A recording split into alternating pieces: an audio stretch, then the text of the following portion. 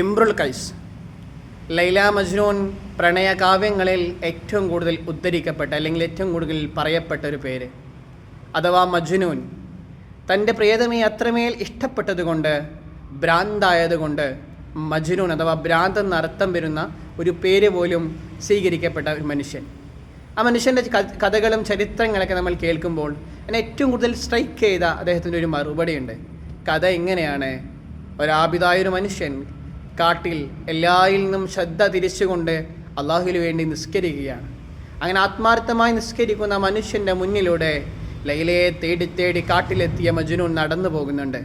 നിസ്കാരശേഷം വളരെ ദേഷ്യത്തോടുകൂടെ ആബിദായ മനുഷ്യൻ ചോദിക്കുന്നുണ്ട്, നിസ്കരിക്കുന്ന മുന്നിലൂടെ പോകുന്നത് തെറ്റല്ലേ എന്ന് ഭ്രാന്തനായ മജ്നൂനോട്, ഖൈസിനോട് ചോദിക്കുമ്പോൾ അവിടുന്ന് മജ്നൂനായ ഖൈസ് പറയുന്നൊരു മറുപടിയുണ്ട്: മനുഷ്യയായ ലൈലയെ തിരഞ്ഞുകൊണ്ട് ഞാനിങ്ങനെ നടന്നു നീങ്ങുമ്പോൾ നിങ്ങൾ നിസ്കരിക്കും ഞാൻ കണ്ടിട്ടില്ല. പക്ഷേ സർവ്വലോക സൃഷ്ടാവായ അള്ളാഹുവിൽ സർവ്വതും സമർപ്പിച്ചുകൊണ്ട് നിസ്കരിക്കുന്ന നിങ്ങൾ എങ്ങനെയാണ് ഞാൻ നടന്നു പോകുന്നത് കണ്ടത്? അത്രമേൽ അർപ്പിതമാകണം നമ്മുടെ നിസ്കാരങ്ങൾ. അള്ളാഹുവിന് തൗഫീക്ക് നൽകി അനുഗ്രഹിക്കുമാറാവട്ടെ.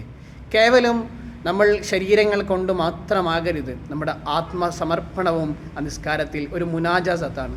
അള്ളാഹുവിനോട് നമ്മൾ സംസാരിക്കുക എന്ന ബോധത്തോടുകൂടെ നിസ്കരിക്കാനും നല്ല രൂപത്തിൽ നമ്മുടെ നിസ്കാരങ്ങൾ കൊണ്ടുപോകാൻ അള്ളാഹു തൗഫീക്ക് നൽകി അനുഗ്രഹിക്കുമാറാവട്ടെ. ആമീൻ.